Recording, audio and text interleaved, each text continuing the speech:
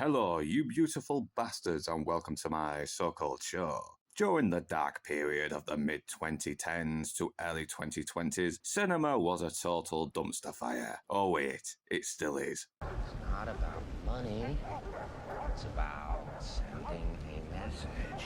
But that didn't stop it from having the odd gem, and in 2021, a little film called Nobody was one of them. It was a fun flick that gave us the right escapism while also giving us an unlikely badass in Bob Odenkirk.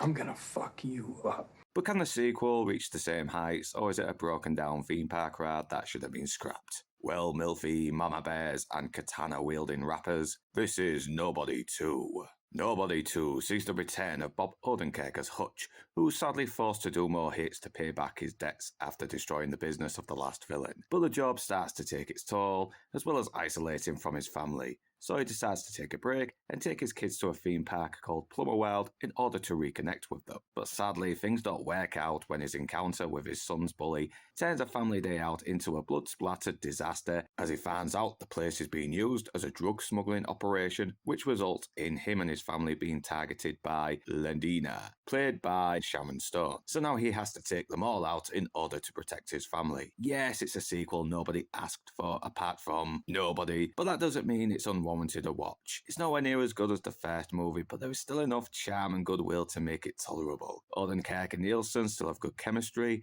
and even though there was no reason for Rizar and Lloyd to be there, they're still fun to watch when they team up with Odenkirk.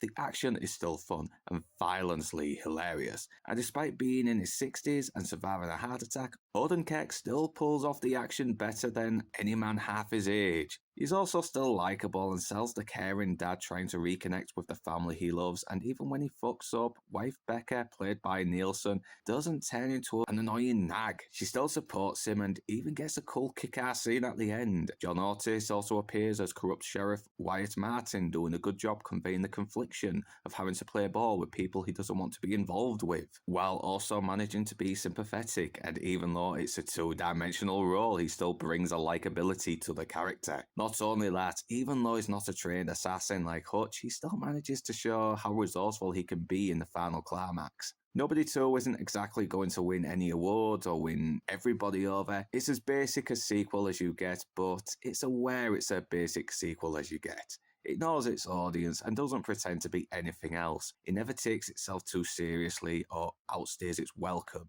It just provides what is expected: visceral fights, creatively gruesome kills, and likeable actors just having fun with the ridiculous premise. And it's also a feel-good movie about family and how connecting with our loved ones bring meaning to our lives. Sadly, Sharon Stone is rather flat and generic, and even though she's having fun in the role and still looks pretty fucking hot for a granny, I'm gonna break your head.